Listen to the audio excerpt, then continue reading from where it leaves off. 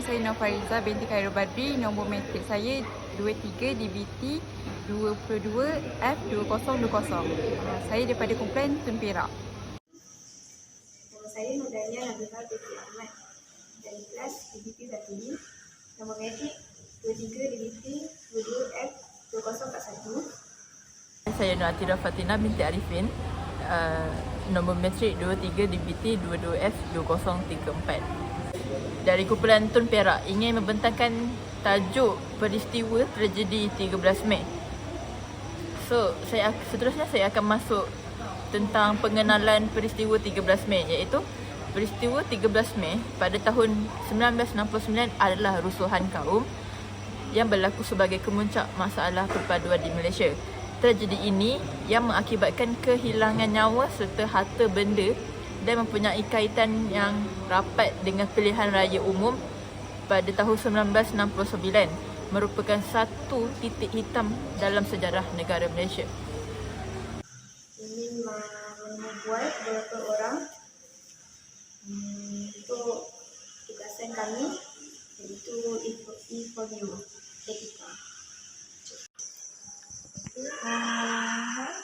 Nama awak siapa? Hai, nama saya Sofia. Sofia. Boleh saya nak berbual awak? Boleh. Mengenai tragedi 13 Mei yang lalu, pada pendapat awak, apa terjadi sekiranya rusuhan antara kaum berlaku? Bagi pendapat saya, rusuhan antara kaum terjadi disebabkan oleh masyarakat yang tidak bersatu padu dan berselisih faham antara kaum. Hal ini terjadi kerana sesama kaum tak dapat bersemuka secara ini terjadi kerana kurang bergaul antara sesama kaum secara bersemuka ataupun di media sosial. Itu sahaja. Thank you.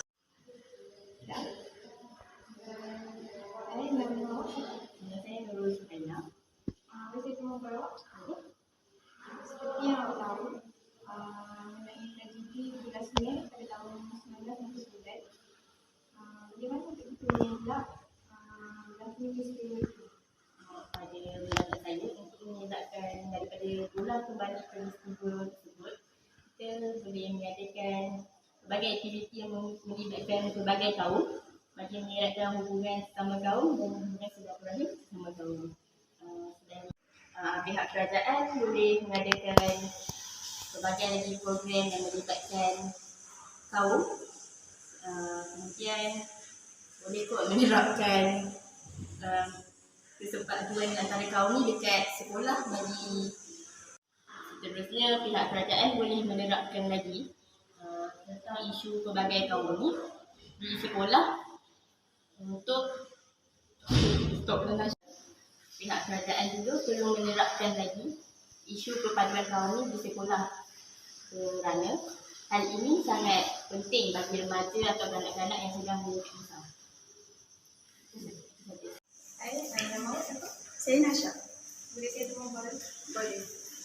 Seperti yang awak tahu mengenai tragedi 13 Mei pada tahun 1969, peristiwa panik yang berlaku di Malaysia, apa punca peristiwa itu berlaku?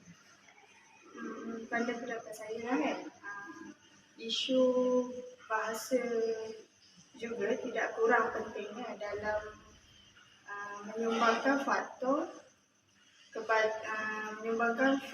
kepada peristiwa 13 Mei.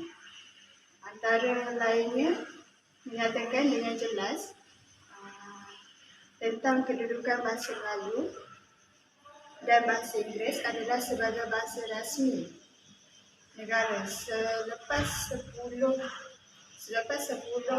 tahun merdeka. Kerajaan akan mengkaji semula tentang kedudukan bahasa Inggeris dengan tujuan untuk menggugurkan daripada status bahasa rasmi dan hanya bahasa Melayu sahaja yang dikira sebagai bahasa rasmi. Itu sahaja. Terima kasih.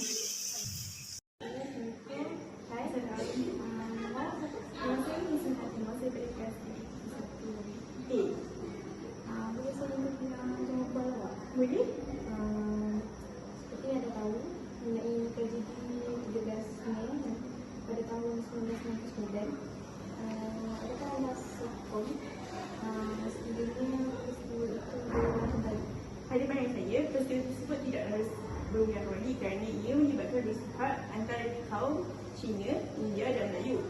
Pada sebenarnya, peristiwa tersebut tidak patut berlaku dan tidak sepatutnya berlaku pada sekarang kerana kita telah mempunyai sistem demokrasi dan kita berlandaskan kepada rukun negara dan juga kita ada sistem belajar perlembagaan dan kita hidup di sebuah negara yang demokrasi dan berpaduan, iaitu kita saling menghormati dan mempercayai agama masing-masing. Walaupun kita hidup dalam satu negara yang berdemokrasi, tapi kita mestilah menghormati agama lain yang semestinya untuk mengelakkan kejadian tersebut berlaku. Terima kasih. Hai, nama saya Faiza daripada Jabatan JAP.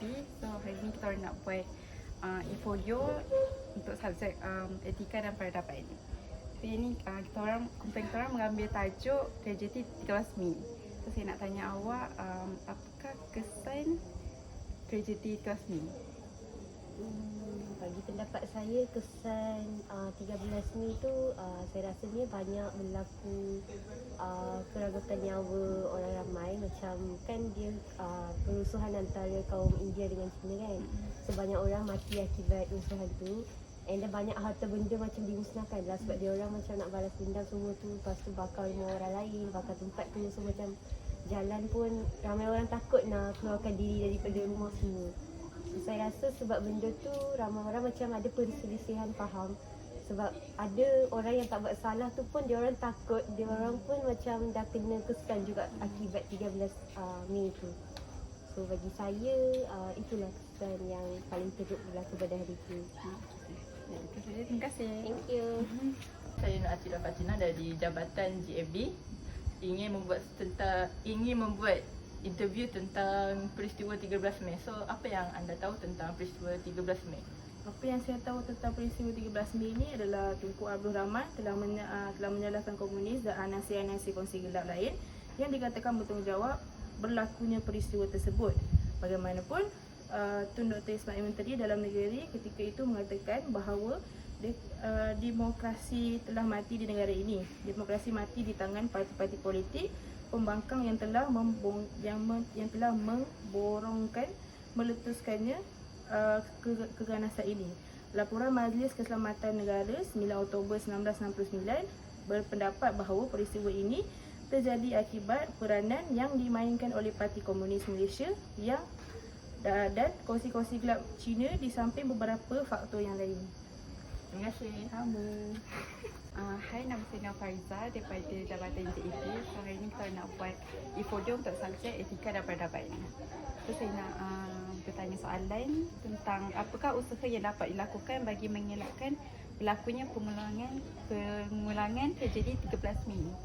Okay, in my point of view, this should be avoided in future by all the races in Malaysia should have a strong bonding between them. So this might help us to avoid the same tragedy which happened on 13 May. And also, in my view, I think that Malaysian government should have taken more initiative to make their bond more stronger, to let people understand their own racial things and also understand other people's also. So they might have a special friendship between them, and also government should understand that politics cannot influence people's bonding, and also government should think rational to make people's feelings toward their rations should be equalized. Thank you. Terima kasih. Saya Nur Atira dari Jabatan JAP ingin interview anda tentang peristiwa 13 Mei. Apa yang anda tahu tentang kesan selepas peristiwa 13 Mei?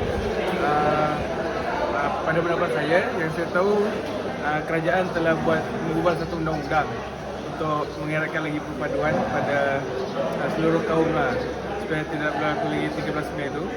Iaitu kerajaan juga telah membuat satu penambahbaikan lah pada rukun negara dan perlembagaan untuk mengeratkan mengira perpaduan. Sajalah. Sama-sama. Saya Nur Faizal daripada Jabatan JAP. So hari ini kita nak buat portfolio untuk subjek etika dan peradaban. Dan kita orang mengambil tajuk tragedi 13 Mei. So saya ingin bertanya soalan, apakah pengajaran yang anda tahu tentang tragedi 13 Mei? Okey, baik. Pengajaran yang saya tahu tentang peristiwa 13 Mei ini, saya akan terangkan atau saya akan menyatakan 4 pengajaran yang saya dapat bagi tahu ya. So antaranya ialah yang pertama, rusuhan kaum tidak dapat menguntungkan sesiapa. Macam kita tengok, kalau kita tengok antara ahli politik atau antara masyarakat, memang tidak menguntungkan sesiapa. Rusuhan ni akan mengakibatkan banyak merugikan semua pihak dalam macam mana ya, menguntungkan kehilangan nyawa, and then kerosakan harta benda dan pelbagainya. So memang ia akan merugikan sahaja kita dan negara kita. Okey, yang seterusnya adalah ahli politik kita perlulah mengambil langkah-langkah yang efektif untuk mengeratkan hubungan antara kaum kita di negara kita. So cara ini akan merapatkan lagi hubungan dalam masyarakat antara masyarakat lain di dalam negara kita. Okey, yang ketiga, perpaduan nasional tidak akan dapat kita capai kalau kita gaduh lagi. Kita macam timbulkan isu perkauman. So, as a masyarakat kita perlu menghindari daripada menyebarkan isu-isu perkauman. Okey, yang last sekali, yang paling penting kita as a Melayu, India dan Cina perlu menghormati antara satu sama lain. Okay, ini sahaja pengajaran yang saya dapat nyatakan. Terima kasih. Okay, sama. Hai, saya Nur Atira dari Jabatan JAP ingin membuat sedikit interview tentang peristiwa 13 Mei. So, apa yang anda tahu tentang faktor-faktor yang berlaku pada 13 Mei itu? Hai Atira. Okay, apa yang saya tahu pasal isu-isu 13 Mei adalah isu-isu 13 Mei adalah isu yang menyentuh isu-isu berkaitan tentang perkauman, iaitu emosi dan sentimen. So, seterusnya parti-parti pembangkang menaikkan isu, menyentuh isu berkaitan dengan bahasa kebangsaan, iaitu bahasa Melayu. Selain daripada itu, dia juga menyentuh berkaitan isu-isu kelebihan ataupun passion lah about bahasa Melayu, pasal orang Bumi Putera ni, iaitu orang Melayu lah. So, selain daripada itu juga, orang-orang bukan Melayu bertanya apa diorang punya kelebihan kalau dah Bumi Putera dah ada kelebihan tu, kenapa dia tak dapat kelebihan tu? So mereka bertanya. Jadinya ini menimbulkan perasaan cemburu ataupun perasaan yang tidak puas hati terhadap isu perkauman. Kita akan masuk pada kesimpulan. Kesimpulan untuk tragedi 13 Mei ini ialah peristiwa pahit 13 Mei 1969 bukan sahaja dicatat sebagai sejarah pertelingkahan kaum yang menggariskan sepadan-sepadan yang harus diteliti dan dipelihara. Peristiwa ini turut mencetuskan satu detik hitam dalam lipatan sejarah negara kerana pertelingkahan yang berlaku telah mengakibatkan kehilangan nyawa dan juga banyak kerosakan harta benda pada ketika itu. Para pemimpin terdahulu cuba untuk memadamkan sejarah tersebut agar generasi akan datang tidak pernah tahu apa yang berlaku pada 13 Mei di Kuala Lumpur. Tetapi masyarakat hari ini lupa bahawa kita boleh melupakan sejarah, tetapi sejarah tidak boleh melupakan kita. Hari ini kita seakan mengabaikan dan saling tuduh-menuduh, fitnah-memfitnah, malah sudah wujud riak perbalahan melibatkan kaum. Cuma riak itu masih menjadi gelombang.